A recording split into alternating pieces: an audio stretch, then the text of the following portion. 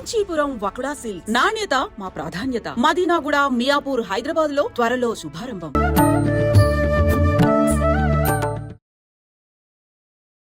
నమస్కారం, welcome to I dream. ధర్మ మార్గం విత్ విజిత కార్యక్రమానికి స్వాగతం. అయితే మనకు అతి త్వరలోనే ఉగాది రాబోతుంది. మనందరము కూడా నమ్ముతుంటాము, తెలుగు వారందరము కూడా మనకు ఉగాది మరుసటి రోజు నుంచే మనకు కొత్త సంవత్సరం, నూతన సంవత్సరం అనేది ప్రారంభం అవుతుంది అని చెప్పి. అయితే గత సంవత్సరము క్రోధినామ సంవత్సరము అని చెప్పి మనం విన్నాము, మాట్లాడుకున్నాము. దానికి సంబంధించిన ఇబ్బందులు ఎలా ఉండబోతున్నాయి అనే విషయాలు ఆ పేరులోనే ఉంది అని చెప్పి మనం చాలా భయపడ్డాము. అలాంటివన్నీ కూడా చవి చూడడం అనేది జరిగింది. అయితే ఇప్పుడు రాబోతున్న ఉగాదికి మనకు రాబోతున్న తెలుగు నూతన సంవత్సరము శ్రీ విశ్వవసునామ సంవత్సరము. మరి ఈ సంవత్సరం ఎలా ఉండబోతోంది?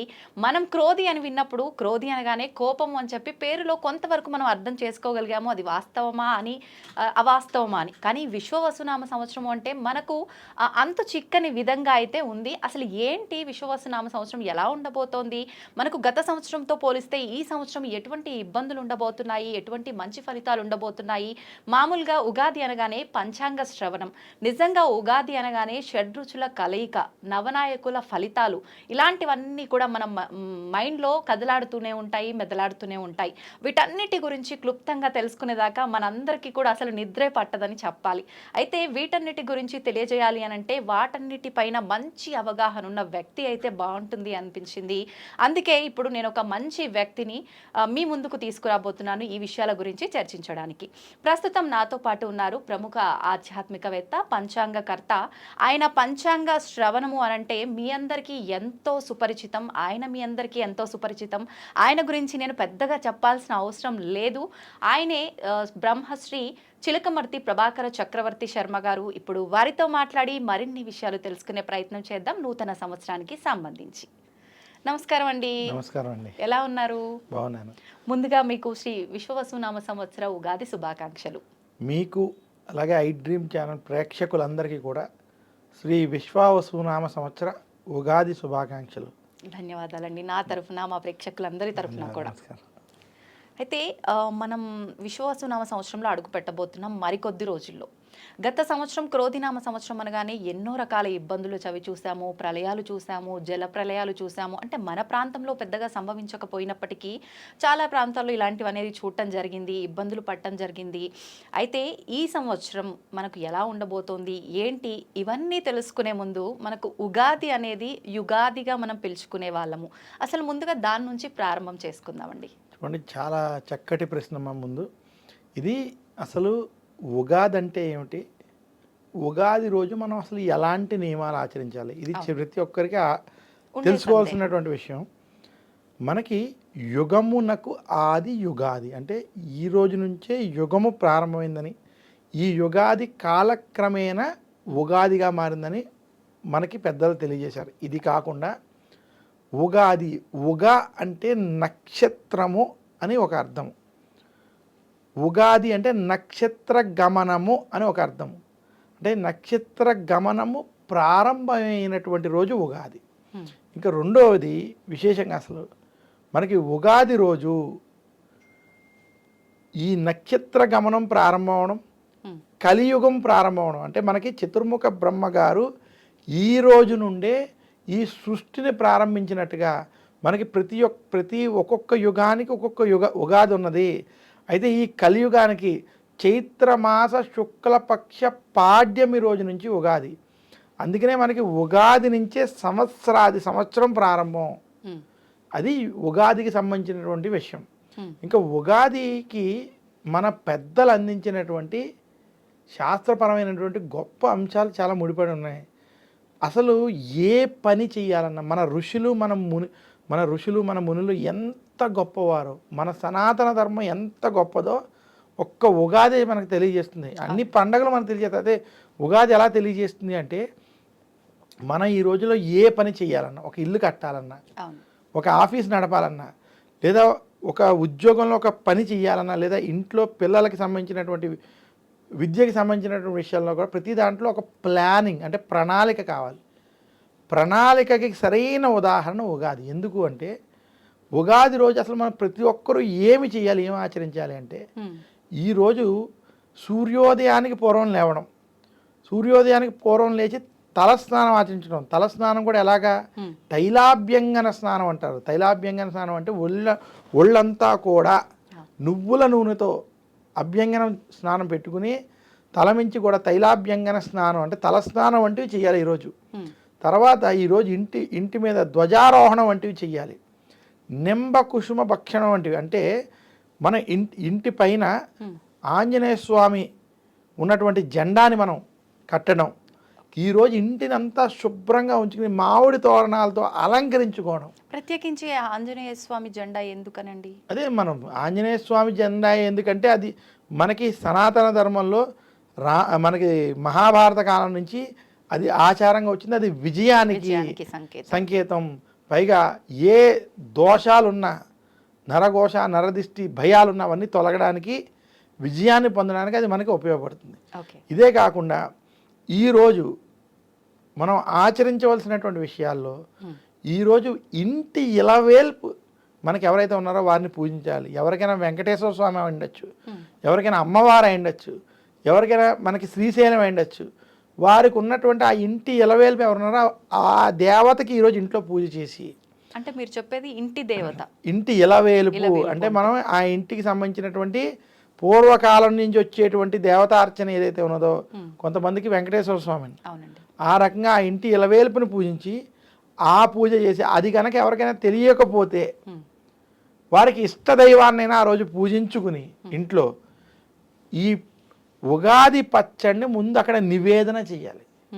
చేసి ఆ ఉగాది పచ్చడి అందరికీ పంచిపెట్టి, అలాగే వచ్చినటువంటి అతిథులు కూడా పెట్టాలి. ఈ షడ్రుచులతో ఉన్నటువంటి ఉగాది పచ్చడిని ఈరోజు పంచిపెట్టాలి. తర్వాత ఇవన్నీ చేస్తూనే ఉగాది రోజు చేయాల్సింది పంచాంగ శ్రవణం. ఎందుకు పంచాంగ శ్రవణం? ఇందాక మనం అనుకున్నాం ప్లానింగ్. ఈ పంచాంగ శ్రవణంలో 2 భాగాలు ఉంటాయి.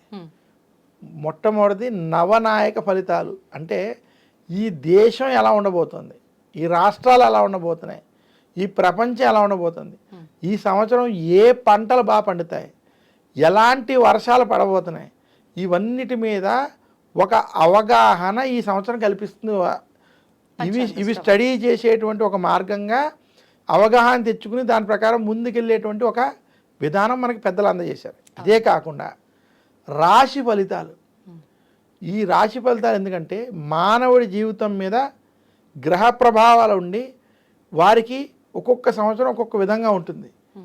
ఇంటిలో 10 మంది ఉన్నా, లేదా ఇంటిలో ఒక నలుగురే ఉన్నా, నలుగురిలో ఎవరికి ఈ సంవత్సరం బాగుంది, ఎవరికి బాగోలేదు.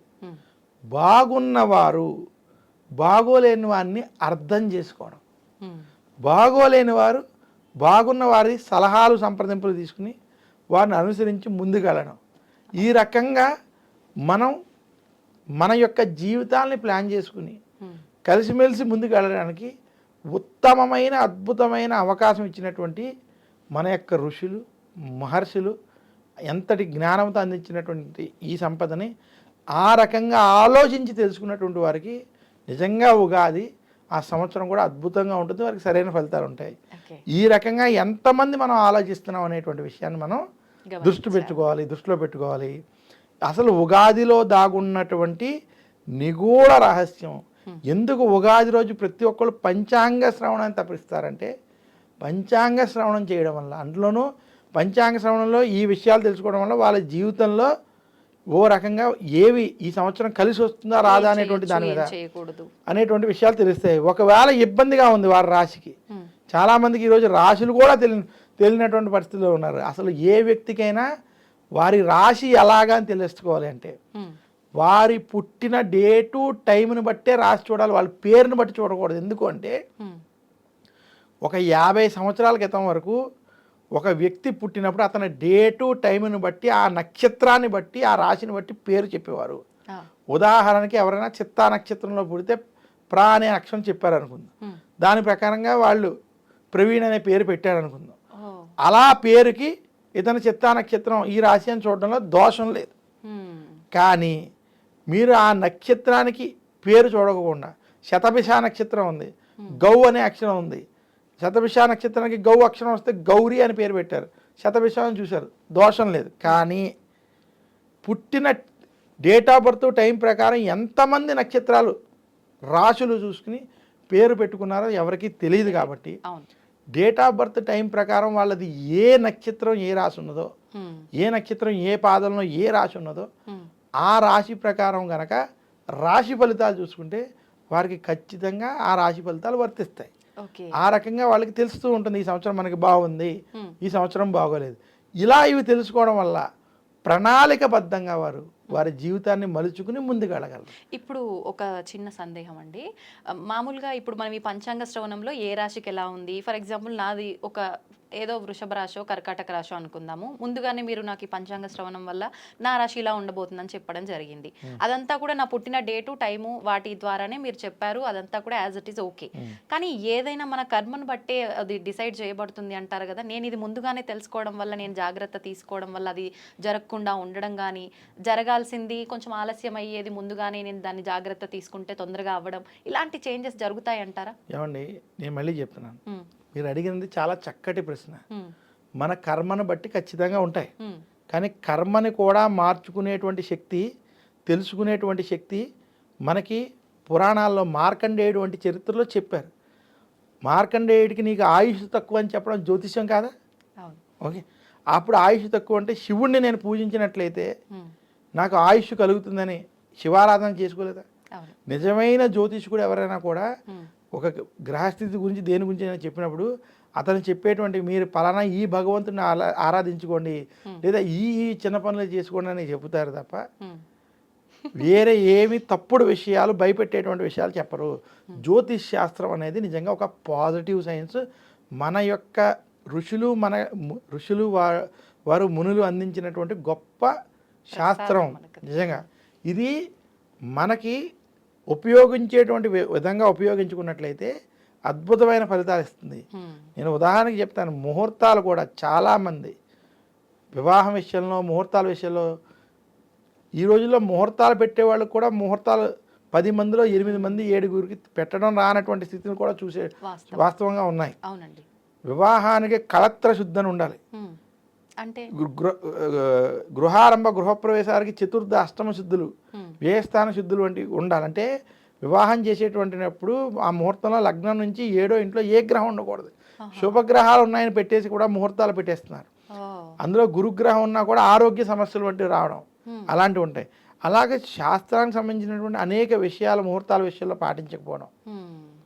అలాగే అదే చెప్తున్నా, అలా పాటించకపోవడం వల్ల ఇప్పుడు ఈ వివాహానికి సంబంధించిన విషయాల్లో విడాకులు ఏదైనా అన్నీ కూడా మనం అదే చెప్తున్నాం. జ్యోతిష్యాన్ని కనుక సరిగ్గా అనాలిసిస్ చేసుకుని సరైనటువంటి వారి ద్వారా ఉన్నారు, మన తెలుగు రాష్ట్రాల్లో ఉన్నారు, ప్రపంచవ్యాప్తంగా ఉన్నారు, సరైనటువంటి పండితుల ద్వారా దాని మీద చదువుకుని దాని మీద అవగాహన ఉన్నటువంటి వారి ద్వారా కనుక మీరు సంప్రదించి చేసుకున్నట్లయితే ఖచ్చితంగా శుభ ఫలితాలు ఉంటాయి. జ్యోతిష్ శాస్త్రం అనేది పాజిటివ్ సైన్స్. ఎవరైనా మీకు ఎక్కువ నెగిటివ్ చెప్పి భయపెట్టేటువంటి వారు మాటల్లో మీరు పడద్దని చెప్తాను. ఎవరైనా మీకు ఇబ్బంది ఉందని చెప్పినా ఆ ఇబ్బందికి సంబంధించినటువంటి ఏదో ఒక పరిహారం ఉంటుంది. ఆ పరిహారం చెప్పగలిగేటువంటి వారు, ఆ పరిహారం కూడా హోమాలు చేయమని ఇలాంటివి కాకుండా ఆ పరిహారం కూడా మీరు ఇంటిలో ఉండే ఏ ధనాన్ని ఖర్చు చేసుకోకుండా చేసుకునేటువంటి పరిహారాలు చెప్పేటువంటి సులభమైనటువంటి విధానాలు శాస్త్రాల్లో ఉన్నాయి. అటువంటివి ఇంట్లో జాగ్రత్తగా భగవంతుడికి సంబంధించినవి చేసుకోవడం చేత వారికి శుభ ఫలితాలు కలుగుతాయి. అందుకనే ఉగాది పంచాంగ శ్రవణంలో అటువంటి పరిహారాలే చెప్తారు. ఆ పరిహారాలు ఆచరించడం చేత. అలాగే పంచాంగాల్లో ఇప్పుడు మనం చూస్తాం, మీరు చూడండి, మన చిలకమర్తి ఈ పంచాంగం ఉందా, ఈ పంచాంగంలో మొదటిలోనే ఏ రాశి వారు ఈ సంవత్సరం ఏ పరిహారంగా ఏమేమి చదువుకోవాలి చూడండి. ఆదిత్య హృదయం, మేష మిథున సింహ కన్య మీన రాశుల వారు చదువుకోవాలి. దశరథ ప్రోక్త శని స్తోత్రం, మేష సింహ ధనస్సు కుంభ మీన రాశుల. ఇలా పరిహారాలు డైరెక్ట్గా వాళ్ళు ఏం చేసుకోవాలో కూడా పంచాంగాల్లో ఇవ్వడం జరుగుతుంది. ఓకే, మామూలుగా మీరు అన్నట్టుగా ఇందాక చాలా మంది జ్యోతిష్యం అంటే అసలు నమ్మకమే లేకపోవడం, ఎందుకు అనంటే భయపెట్టడము. ఈ రాశి వారికి ఇలా ఉండబోతుంది, చాలా ఇబ్బందికరంగా ఘోరంగా అని చెప్పంగానే ఏదో వ్యూస్ వస్తాయని చెప్పేయడము, దానివల్ల మళ్ళీ పరిహారం చెప్పకపోవడం వల్ల వాళ్ళు సతమతం అయిపోవడము, ఆ వచ్చే ఇబ్బంది సంగతి ఏమో కానీ ఇది వినటం వల్ల కొత్తగా ఆరోగ్య సమస్యలు పడిపోవడము. ఎన్ని వ్యూస్ వచ్చినా సత్యం అనేది దాగదు. ఏది రైటో ఏది తప్పో ప్రజలకి అందరికీ తెలుసు. ఆ, అయితే ఇవన్నీ ఎవరు దేనికోసం చేస్తున్నారన్నది గమనిస్తారు. అవును. సో నిజాయితీగా మనం చెప్పేటువంటిది మన తప్పు లేకుండా నిష్పక్షపాతంగా చెప్పేటువంటిది ఖచ్చితంగా ఇది అవుతుంది. అవునండి. పైగా జ్యోతిష్ శాస్త్రం అనేది చాలా విలువైనది, గొప్పది. దాన్ని కనుక తప్పుగా ఉపయోగిస్తే దాన్ని పాపం కాదు, పాతకం అనేటువంటి పదంతో వాడాలి. పాపం కన్నా డేంజర్. సో అది వదిలించుకోవడానికి ఇంకా ఇబ్బందులు పడాలి. సో అందువల్ల ఈ నిజమైనటువంటి వారు దాన్ని సరైనటువంటి విధానంలో కనుక ఉపయోగించినట్లయితే ఎంతోమంది ఉన్నారు. జ్యోతిష్యం వారి దగ్గరికి వచ్చి అడిగితే ఉచితంగా చెప్పేటువంటి వాళ్ళు చాలామంది పెద్దల దగ్గర నుంచి ఉన్నారు. సరైనటువంటి వాళ్ళు ఉన్నారు. అంటే సరైనటువంటి స్థితిలో జ్యోతిష్యం ఉచితంగానూ చెప్పకూడదు, ఇంత డబ్బు కావాలని చెప్పకూడదు. డిమాండ్ రెండు తప్పు. మనం వెళ్ళి వారి దగ్గర చెప్పించుకుని మన స్తోమతను బట్టి ఇచ్చి కాముగా దండం పెట్టి వచ్చేది. ఇది నిజమైన జ్యోతిషాస్త్రం చెప్పించుకునే విధానం. అలాగే చెప్పేవాడు కూడా వారు ఎంత ఇస్తే అది తీసుకోవాలి తప్ప నాకు 10,000 ఇవ్వండి, 5,000, అలాంటి వాళ్ళని నేను 5,000 ఇస్తే చెప్తా, 1,00,000 ఇస్తే చెప్తా అని చెప్పేటువంటి జాతక జ్యోతిష్యుల్ని నమ్మద్దు, నమ్మకూడదు. వారికి ఏమీ రాదు, వారికి అది యథార్థం చెప్తాను. జ్యోతిష్యం చెప్పేటువంటి వారికి బృహజ్జాతకం, బృహత్ పరాశర హోరాశాస్త్రం, మనుస్మృతి, ధర్మసింధు, నిర్ణయ సింధు, సిద్ధాంత శిరోమణి ఇటువంటి గ్రంథాలని చదివి జ్యోతిష్యం నేర్చుకుని దాని మీద ఎగ్జామ్స్ కూడా ఉంటాయి. నేను చిత్తూరు సంస్కృత భాషా ప్రచారణ సభలో పరీక్షలు రాశాను. భద్రాచల దేవస్థానం నుంచి చదువుకున్నాను, నేర్చుకున్నాను. మా గురువుగారు ఎస్టీజీ శ్రీమన్నారాయణాచార్యులు గారిని ఆయన దగ్గర చదువుకున్నాను, అన్నీ విద్యను అభ్యసించాను. అలా చదువుకుని చెప్పేటువంటి వారు ఉంటారు. ఎవరిని కూడా ఇంత ఇమ్మని డబ్బులు అడగకూడదు. మామూలుగా చిలకమర్తి గారి పంచాంగం అంటే మన ఉభయ రాష్ట్రాల్లో చాలా చెప్పుకోదగ్గది, అది అందరికీ తెలిసిన విషయమే. నిజంగా మీరు అసలు డిమాండ్ చేయడం సంగతి పక్కన పెడితే అసలు అడగకుండా కూడా మీరు సలహాలు ఇచ్చే సందర్భాలు కూడా చాలా ఉన్నాయి. ఇబ్బంది ఉంటే దానికి పరిహారము అలాంటివి. నిజంగా అది చాలా గొప్ప మనసు ఉండాలి అలా చేయాలంటే. మనకు మామూలుగా మళ్ళీ ఉగాది టాపిక్లోకి వస్తే ఫస్ట్ షడ్రుచుల కలయిక అంటారు. అంటే మన జీవితంలో అన్ని కలగలిపి ఉన్నదే మన మానవ జీవితం అంటారు కదా. అలా షడ్రుచులు, ఉగాది పచ్చడి, ముందుగా దాని నుంచి మొదలుపెట్టి మనం నవనాయకుల ఫలితాలు అవన్నీ కూడా తెలుసుకుందాం. చూడండి, షడ్రుచులు ఏవైతే ఉన్నాయో మనం అసలు ఈ షడ్రుచుల్లో ఈ 6 రుచుల కలయిక ఉగాది రోజు ఎందుకు చేయాలి అంటే, మనకి ఉగాది ముందు వరకు చలికాలం ఉంటుంది. చైత్రమాసం నుంచి కాలంలో మార్పు వస్తుంది. అంటే ఎండాకాలం ఉష్ణోగ్రతలు మారి తీవ్రతగా వెళ్తాయి. అవునండి. మన శరీరంలో ఈ మార్పు వల్ల రోగాలు సంభవిస్తాయి. ఈ రోగాలని నశింపజేయడానికి ఉగాది పచ్చళ్ళు 6 రుచుల గురించి ప్రతి ఒక్కళ్ళు మాట్లాడతారు. నేను అవి మాట్లాడను. తీపి, పులుపు, కారం వీటి గురించి నేను చెప్పను. కానీ ఈ యొక్క ఉగాది పచ్చడి చేసే విధానంలో గనక జాగ్రత్తగా దాన్ని ఆ మిశ్రమాన్ని అన్నిటినీ అంత సమపాలనలో గనక వేసి చేయగలిగితే అది ఔషధం. మళ్ళీ చెప్తున్నాను, చాలా జాగ్రత్త. దాన్ని చాలామంది తీపి ఎక్కువ వేసేయడం, చాలామంది అరటిపళ్ళు ఎక్కువ వేసేయడం, కొంచెం చింతపండు పులి వేసేయడం, ఇలాగ ప్రతిదీ సమపాలల్లో ఉండాలి. ఉగాది పచ్చడిలో విషయం మీరు ఈ ప్రశ్న అడిగారు కాబట్టి రుచుల గురించి అడిగారు చెప్తున్నాను. ఎందుకు అంటే, వేప పువ్వు మనం ఏదైతే ఈ సమయంలో తింటామో కడుపులో ఉన్నటువంటి క్రిము కీటకాలని సంహరిస్తుంది. చేదు. అలాగే ఈ ఉగాది పచ్చడిలో ఉన్నటువంటి అన్నిటినీ కలిపి మనం స్వీకరించడం చేత కఫం, వాతం, పిత్తం ఈ మూడిటిని బ్యాలెన్స్ చేస్తుంది. మానవుడికి ఉన్నటువంటి దోషాలను తగ్గిస్తుంది. అందుకనే ఇవన్నీ సమపాలంగా ఉండాలి. ఏది అటు ఇటు అయినా మళ్ళీ వీటిలో కొంచెం తేడా అయ్యేటువంటి అవకాశం ఉంది.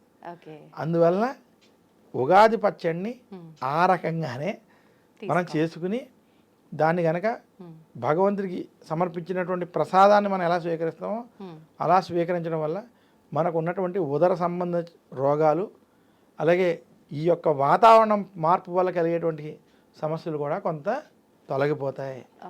మనం ఒకప్పుడు పూర్వం ఎలా సంవత్సరంలో ఒక్కసారైనా ఆముదం తాగేవారు. అది ఎలా ఆరోగ్యాన్ని ఇది చేస్తుందో, ఈ వేప పువ్వుతో కలిపి చేసినటువంటి ఉగాది పచ్చడి కనుక ఆ సమపాలతో చేసినటువంటిది స్వీకరించినట్లయితే దానివల్ల కూడా ఆరోగ్యం బాగుపడుతుంది. ఓకే. అది దాన్ని ఆ రకంగా మనం చేసి దాన్ని ఆ రకంగా స్వీకరించుకోవాలి.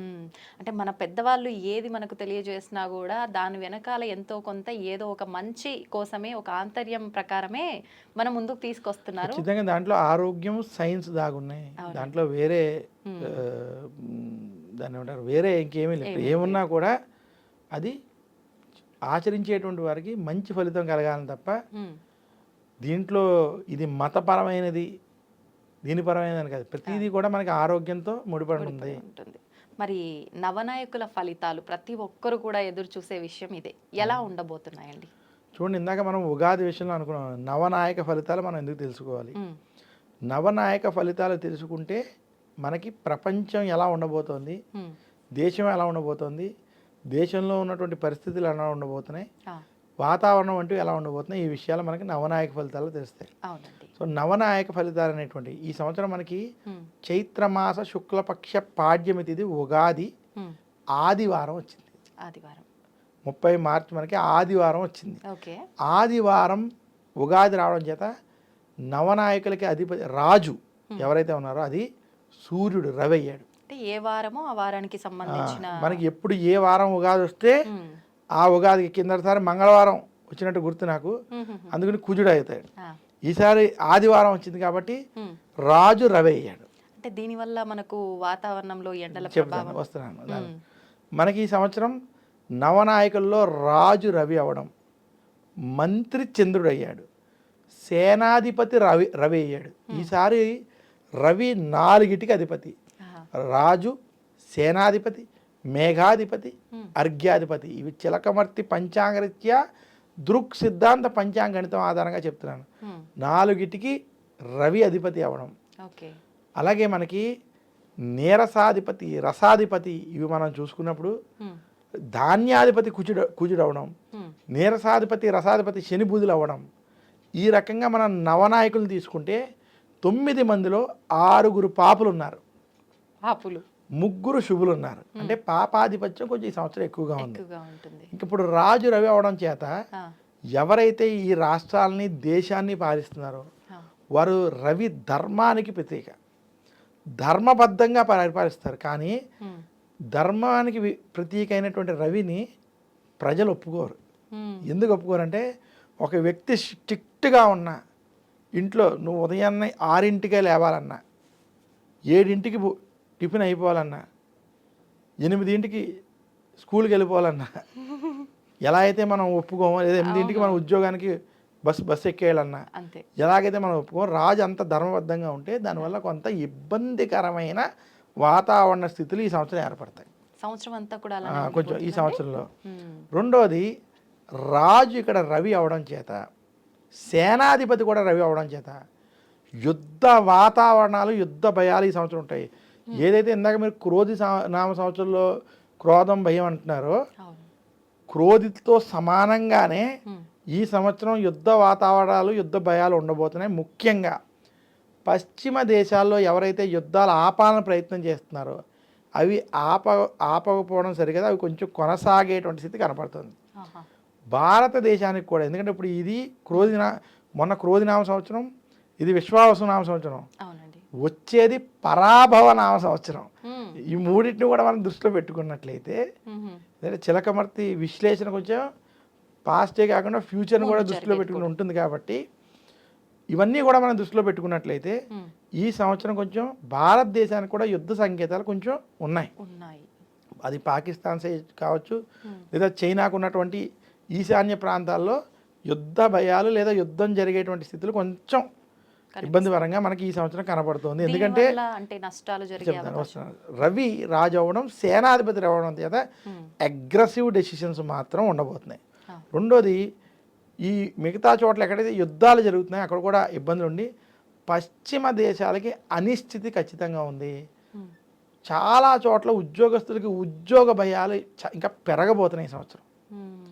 ఉద్యోగ భయాలు, ఆర్థిక సమస్యలు మాత్రం పెరిగేటువంటి స్థితి ఈ సంవత్సరం ఖచ్చితంగా పశ్చిమ దేశాలకు ఉంది. ఇంకా భారతదేశం మనం ఈ ఉద్యోగానికి సంబంధించిన విషయాలు చూస్తున్నాం ఇబ్బందులు, కానీ ఇది ఇంకా పెరుగుతుంది. భారతదేశానికి మాత్రం అభివృద్ధిలోకి వెళ్తుంది. భారతదేశం వెళ్తుంది, తెలుగు రాష్ట్రాలు అభివృద్ధిలోకి వెళ్తాయి.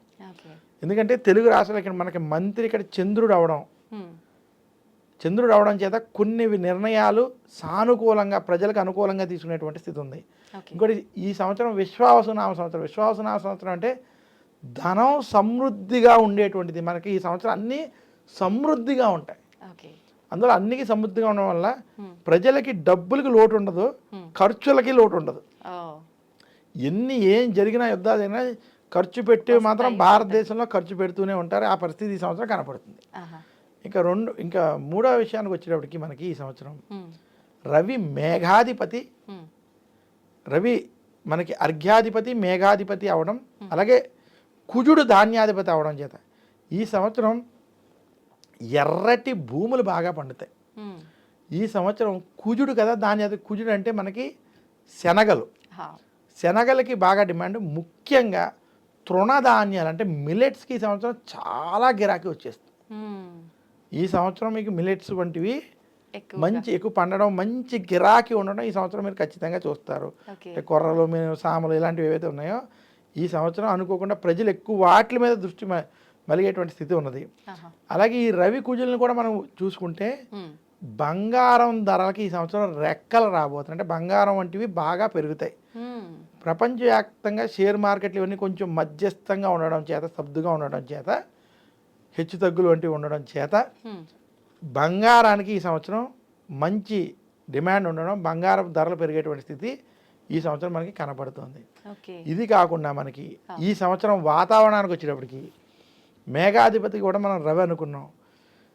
వాతావరణ విషయాలకు వచ్చేటప్పటికి ఉష్ణోగ్రతలు తీవ్రంగా ఉండడం, ఎండాకాలంలో వర్షాలు అంటే అకాల వర్షాలు, వర్షాకాలంలో తీవ్ర అంటే వేడి, అంటే వేడి, ఈ రకమైనటువంటి స్థితి ఈ సంవత్సరం కనబడుతుంది.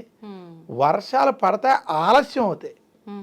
అంటే మనకి మామూలుగా జూన్, జూలై, ఆగస్టులో పడాల్సినటువంటి వర్షాలు సెప్టెంబర్, అక్టోబర్, నవంబర్లో మంచి వర్షాలు పడతాయి. అంటే చలి స్టార్ట్ అయ్యే దశలో వర్షాలు ఎక్కువ ఉంటాయి. ఈ సమయంలో కొండ ప్రాంతాలైనటువంటి హిమాచల్ ప్రదేశ్, ఉత్తరాఖండ్, నార్త్ ఈస్ట్ ప్రాంతాలు, కొన్ని కేరళ వంటి ప్రాంతాల్లో కొండ చర్యలు విరిగిపడడం, కొంత ఆస్తి నష్టాలు, ప్రాణ నష్టాలు జరగడం. అలాగే ఈ సమయంలో తమిళనాడును, కొన్ని ఆంధ్ర ప్రాంతాల్లో తుఫాన్లు, వరదల వల్ల వచ్చే ఇబ్బందికరమైన స్థితి ఈ సంవత్సరం సెప్టెంబర్, అక్టోబర్, నవంబర్లో కొంచెం లేట్గా ఇవి కనపడుతున్నాయి. ఖచ్చితంగా కొంచెం వరదల వంటివి కూడా ఈ సంవత్సరం ఉండబోతున్నాయి.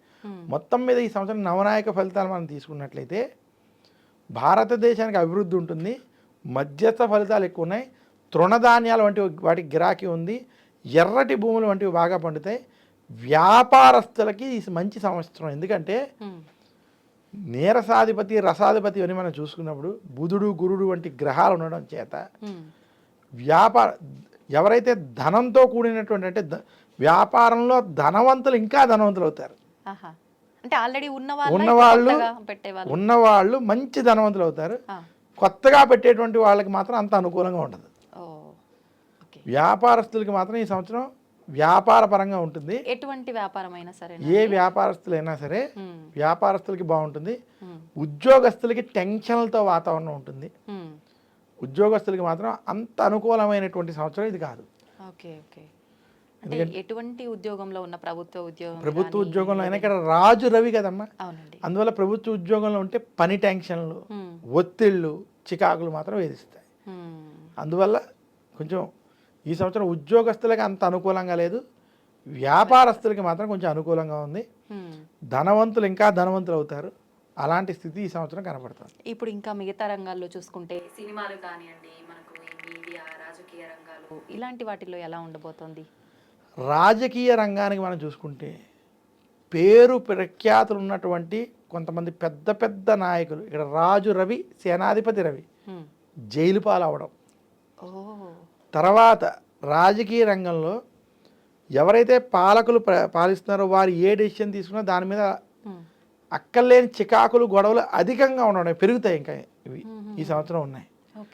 రాజకీయ పరంగా ఇలాంటి వాతావరణం ఉండబోతుంది. ఇంకా సినీ రంగం వారికి ఈ సంవత్సరం అంతగా కలిసి రాదు, మధ్యస్థంగా ఉంటుంది, అంటే అంత అనుకూలంగా లేదు. క్రీడా రంగాల వాళ్ళకి ఎలా ఉంది? క్రీడా రంగం ఈ సంవత్సరం అద్భుతంగా ఉంది. క్రీడారంగం భారతదేశానికి మంచి పేరు వస్తుంది. ఓకే. ప్రపంచవ్యాప్తంగా క్రీడారంగానికి ఈ సంవత్సరం కలిసి వస్తుంది. అలాగే ఈ సంవత్సరం కలిసి వచ్చేటువంటి రంగాల్లో వ్యాపార రంగం, క్రీడారంగం, కొంచెం ఆయిల్ అండ్ గ్యాస్ సెక్టర్కి కలిసి వస్తుంది, మెటల్స్ కలిసి వస్తుంది, తృణధాన్యాల వంటి సంస్థలకి కలిసి వస్తుంది. ఓకే. కలిసి రానటువంటివి పాల వ్యాపారం వంటివి ఈ సంవత్సరం అంతగా కలిసి రాదు. చక్కెర వ్యాపారం, షుగర్ వంటి వాటికి కొంచెం ఇబ్బందికరమైనటువంటి స్థితి ఉంది. ఓకే. అలాగే రస వస్తువులైనటువంటి సెంట్లు వంటి వాటికి కలిసి వస్తుంది ఈ సంవత్సరం, స్ప్రేలు వంటివి. అలాగే దాన్ని ఏమంటారు, కెమికల్స్, కొంచెం మేకప్ వంటివి, ఈ రంగాలు కూడా బాగా కలిసి వస్తాయి ఈ సంవత్సరం. కాస్మెటిక్స్ వంటివి ఈ సంవత్సరం కలిసి వస్తాయి. ఇంకా కలిసి రానటువంటి వాటిలో ఇందాక చెప్పుకున్న షుగర్ వంటివి. అలాగే ఈ సంవత్సరం కొంచెం షేర్ మార్కెట్లు కావచ్చు, మనకి మంచి ఆదాయంగా కనపడేటువంటిది మద్యం సంబంధించినటువంటి రంగం. మద్యం సంబంధించినటువంటి రంగానికి ఈ సంవత్సరం అంత అనుకూలంగా లేదు. ఎందుకంటే ఆ రంగానికి అధిపతి శని. ఈ సంవత్సరం మనకి రవి ప్రభావం అధికంగా ఉండడం చేత కొంచెం ఈ సంవత్సరం ముఖ్యంగా డ్రగ్స్ కానీ మద్యాన్ని తరలించేటువంటి విషయాలు, ఇటువంటి విషయాల్లో అనేక మంది పట్టుపడడం, అటువంటి వాటిలో అనేక కేసులు, అనేక మంది జైలు పాలయ్యేటువంటి స్థితి స్పష్టంగా కనిపిస్తుంది. ఏవైతే తప్పుడు పనులు ఇలాంటివి చేసేటువంటి ఉన్నాయో వాటి మీద ఈ సంవత్సరం బాగా ప్రభావం, ఇబ్బందికరమైన పరిస్థితి స్పష్టంగా ఉంది. అధర్మానికి రోజులు దగ్గర పడ్డాయి ఈ సంవత్సరానికి మాత్రం. ఇప్పుడు వ్యవసాయ విషయానికి వస్తే మీరు ఇందాక అన్నట్టు ఎర్రటి నేల ఉన్నదానికి సంబంధించి అన్నారు కదా, మామూలుగా వ్యవసాయం ఓవరాల్ వ్యవసాయంలో బాగా అంటే ఈ సంవత్సరం గోధుమలకి, తృణధాన్యాలకి మంచి గిరాకీ. అలాగే తృణధాన్యాలు కాకుండా పాల వ్యాపారం కొంచెం మధ్యస్థంగానే ఉంటుంది, పాలకు సంబంధించినటువంటి. గోధుమలు మాత్రం మంచి ఈ సంవత్సరం గిరాకీగా ఉంటుంది. అలాగే నువ్వులు వంటి వాటివి కూడా ఈ సంవత్సరం పర్వాలేదు, మిశ్రమ ఫలితాలు ఉంటాయి. ఈ రకమైనటువంటి పువ్వులు వంటివి ఈ సంవత్సరం అంత అనుకూలంగా లేదు. ఎందుకంటే మనం క్రోధినామ సంవత్సరంలో కావచ్చు, దాని ముందు సంవత్సరంలో పూల రంగానికి, పూల వ్యాపారానికి కొంచెం అనుకూలమైనటువంటి సంవత్సరంగా ఉంది. ఈ సంవత్సరం పూల వ్యాపారానికి దానికి అంత అనుకూలంగా లేదు వ్యవసాయంలో. ఓకే. మామూలుగా మనం గత సంవత్సరం చూసుకున్న, అంతకుముందు చూసుకున్న ఆరోగ్యపరమైన రకరకాల వైరస్లు ఇలాంటివి అటాక్ అవ్వడము, మనం కరోనా చూసుకుంటే చాలా భయంకరమైన పెద్ద ఒక వైరస్, అలాంటి వైరస్ ఇప్పుడు రాబోతోంది విశ్వవసునామ సంవత్సరంలో అని చెప్పి కొంతమంది సోషల్ మీడియా ద్వారా ఆల్రెడీ చెప్పడం జరుగుతోంది. నిజంగా అటువంటి మహమ్మారులు వచ్చే అవకాశం ఉందంట? ఈ సంవత్సరం అనారోగ్య సమస్యలు ఉన్నాయి కానీ మహమ్మారులు వచ్చేటువంటి స్థితి లేదు. ఎందుకంటే మనకి ఏవైనా పెద్ద అనారోగ్య సమస్యలు రావాలంటే దానికి రాహు కేతువుల యొక్క కలయిక స్థితిని కూడా మనం చూసుకోవాలి. దాంతోపాటు శని యొక్క స్థానాలు చూసుకోవాలి. మనకి కరోనా వంటి వచ్చినప్పుడు శని రాహుల కలయిక, అలాగే ఇటువంటి కలయికలు కొన్ని ఉన్నాయి మనకి. ఆ కలయికల స్థితి ప్రస్తుతం మనకి ఏర్పడట్లేదు కాబట్టి అంత భయంకరమైనటువంటి స్థితులు ఉండదు. కానీ ప్రజలకు కొంచెం ఏదో ఒక అనారోగ్య సమస్యలు, చిన్న చిన్న వైరస్ సమస్యలు మాత్రం ఉంటాయి కాబట్టి తప్ప పెద్ద విషయాలు లేవు. ఎవరైనా 6 గ్రహాలు కలిసిపోతున్నాయి, ఇబ్బంది ఉన్నాయన్నా అసలు ఇవన్నీ తప్పు. షష్టగ్రహ కూటమి ఒక అద్భుతమైన యోగం. 6 గ్రహాల కూటమి కలిస్తే అది అదృష్టం. ఎందుకనంటే ఆ 6 గ్రహాలు గనక లాభస్థానంలో కేంద్ర కోణాల్లో ఉండగా ఏ పని తలపెట్టినా, సపోజ్ మీరు సొంతంగా కంపెనీ పెట్టినా, యూట్యూబ్ ఛానల్ ఓపెన్ చేసిన, లేదా మీరు ఒక దేవుడికి పూజ చేసుకున్న, పిల్లల్ని చదివించడం ప్రారంభం చేసిన, అది చాలా అద్భుతమైన ఫలితాలు ఇస్తుంది. అంటే అది మళ్ళీ వ్యక్తిగతంగా అవసరం లేదు. 6 గ్రహాల కలయిక ఉన్నప్పుడు దాన్ని సరైన స్థానంలో పెట్టుకుని సరైన లగ్నంలో, సరైన ముహూర్తంలో కనుక దాన్ని ఉపయోగించుకోగలిగితే అది అద్భుతమైన అవకాశం. షడ్గ్రహాలు దగ్గరగా ఉన్నప్పుడు యోగులు కనుక ధ్యానం వంటి వాటిలో కనుక కొంచెం సరైన ప్రయత్నం చేస్తే వారికి అద్భుతమైనటువంటి ఫలితాలు ఉంటాయి. అంటే మొత్తానికి షష్టగ్రహ కూటమి అది గనక దాన్ని ఉపయోగించుకోవడం రాగలిగితే అది ఒక అద్భుతమైన అవకాశం. అంతేగాని దానివల్ల అయ్యేటువంటి నెగిటివ్ ప్రచారాలు కాసేపు పక్కన పెడితే 6 గ్రహాలు ఒక రాశిలో కానీ, 6 గ్రహాలు దూరం 5 గ్రహాలు ఒక రాశిలో ఉండగా నేనే నా విషయమే చెప్తాను. ఇది నేను నా లైఫ్లో మొట్టమొదట నేను 33 పుస్తకాలు రాశాను. ఆయిల్ అండ్ గ్యాస్ సెక్టర్ మీద ఒక 2 పుస్తకాలు పక్కన పెట్టినట్టయితే నేను అనేక పుస్తకాలు, ఇలా కుంభమేళా పుస్తకం, అనేక పుస్తకాలు ఉన్నాయి. ఇది తెలుగు పంచాంగం, ఆంగ్ల పంచాంగం ఉన్నాయి.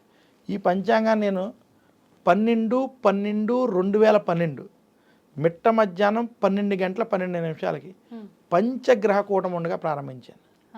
ఆ రోజు నుంచి ఈ రోజు వరకు నేను తిరిగి చూసుకోలేదు. నేను అనేది ఏంటంటే నా జీవితమే ఉదాహరణ, ఎవరిదో నేను చెప్పను. పంచగ్రహ కూటమి, 6 గ్రహాల కూటమి ఉపయోగించుకోవడం వస్తే దానంత అద్భుతం మరొకటి లేదు. ఆ కూటమి ఉండగా మీకు ఆ సమయంలో గృహారంభం, గృహప్రవేశం, వివాహాది కార్యక్రమాలు కానీ, శుభకార్యాలు ఏం చేసుకున్నా, లేదా కొత్తగా ఒక వస్తువు కొనుక్కున్నా, ఏం కొనుక్కున్నా కూడా మీకు అది కలిసి వస్తుంది తప్ప చెడు ఫలితాలు ఇవ్వదు. కానీ ఇలాంటి అరుదైనటువంటి స్థితిలో మంచి పనులు, దైవారాధనలు, రామాయణం మహాభారతం వంటి చదవేటువంటివి ప్రారంభించడం, లేదా నేను ఈ జీవితంలో ఇది చేయలేకపోతున్నాను, ఇది చెయ్యాలి అనేటువంటి సంకల్పాన్ని కనుక మీరు ఆ రోజు పంచాంగం రాయాలనేటువంటిది నా సంకల్పం, నేను చేసుకున్నాను. మీకు మంచి సంకల్పం తీసుకుని, లేదా నేను ఒక వ్యాపారంలో మంచి స్థాయికి వెళ్ళాలి అనుకుంటే వ్యాపారం ప్రారంభించడం, ఇందాక చెప్పాను, ఏ యూట్యూబ్ ఛానల్లో ప్రారంభం చేసుకున్నా అలాంటి సమయం చాలా మంచి ఫలితాలు ఇస్తుంది. అది మీకు కలిసి వస్తుంది. 6 గ్రహాల కూటమి, 5 గ్రహాల కూటమి నిజంగా ఒక అవకాశం. మరి ఇప్పుడు ఇంత విన్న తర్వాత అనిపిస్తుంది, నిజంగా ఈసారి ఆ షష్టగ్రహ కూటమి అనేది ఏర్పడబోతుందా అని ఒక సందేహం ఉందా? అలాంటి ఒక కూటమి అనేది ఏర్పడే అవకాశం ఉందంటారా? ఈసారి నేను 5 గ్రహాల కూటమి ఏర్పడుతుంది. పంచగ్రహ కూటమి మనకి ఏప్రిల్లో 14, 15 ఈ ప్రాంతంలో ఏర్పడుతుంది. అలా ఈ కూటమి ప్రతి సంవత్సరం లేదా 2 ఏళ్ళకి 3 ఏళ్ళకి ఒకసారి మనకి కనపడుతూ ఉంటాయి, ఏర్పడుతూ ఉంటాయి. అంటే ఏదో రకంగా 4 గ్రహాలు కలిస్తే దాన్ని మంత్రి యోగం అని, 5 గ్రహాలు కలిస్తే అది రాజయోగం అని, 6 గ్రహాలు కలిస్తే అది చక్రవర్తి యోగం అని ఇలా కూడా చెబుతారు. అంటే అది జాతక చక్రంలో కలిస్తే అలా చెప్తారు. ముహూర్త విషయంలో కూడా కలిస్తే దాన్ని ఉపయోగించుకొని రాగలిగితే అది చాలా శుభ ఫలితాలు ఇస్తాయి. దాంట్లో ఎలాంటి ఇబ్బంది లేదు. మొత్తానికి మన టాపిక్లో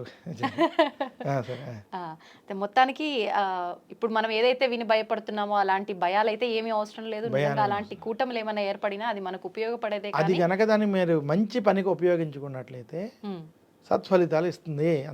అందులో సందేహం లేదు. నాదే ఉదాహరణ చెప్పాను.